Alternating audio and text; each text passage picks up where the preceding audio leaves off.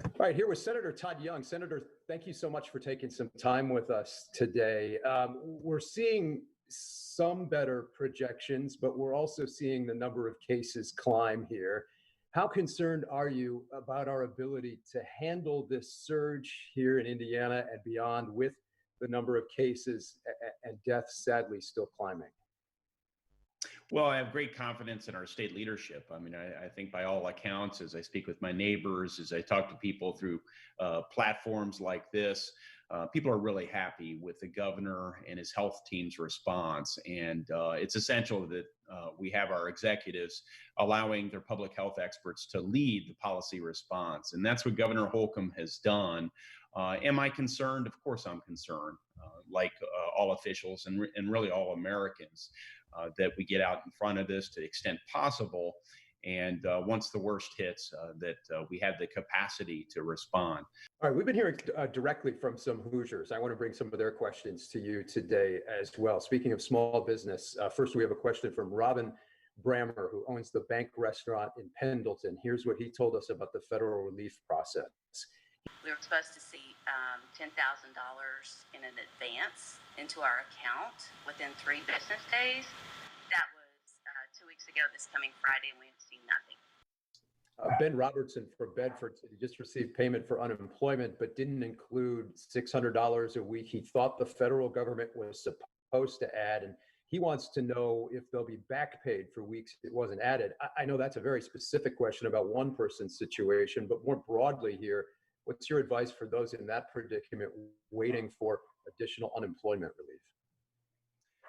Well, the unemployment program is administered at the state level, and of course, they're adjusting to this new program we've implemented. And my expectation would be that that too is going to be up and running immediately. You know, to put all these things in perspective, we're asking a lot of our governments and our government workers because in the 2008-2009 time period, during that financial crisis, it took 4 months to pass a stimulus bill.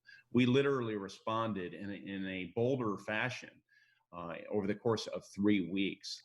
One last question from Debbie Kinghorn in Cicero, and it relates to testing. She wants to know why we're not doing more testing. She says Dr. Birx of the CDC has been saying there are millions of tests available to be requested, but aren't being requested. Debbie thinks we could fight this better with a more targeted approach. What's your solution there on making testing more prevalent if we can? Well, Indiana, Debbie, has been part of the solution.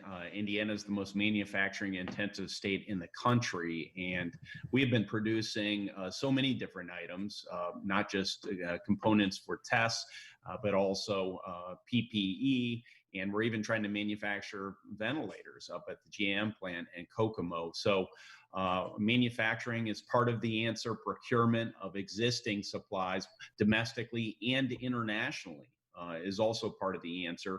This isn't just happening at the government level. My office has been working with some private actors here in the state of Indiana, just some good Samaritans who are prepared to fly to other countries to procure the masks and tests and other equipment and bring them back to the United States to help fellow Hoosiers. Senator Todd Young, all the best to you and your family during this time. We appreciate you talking with us today. Thanks so much. Thank you, Daniel.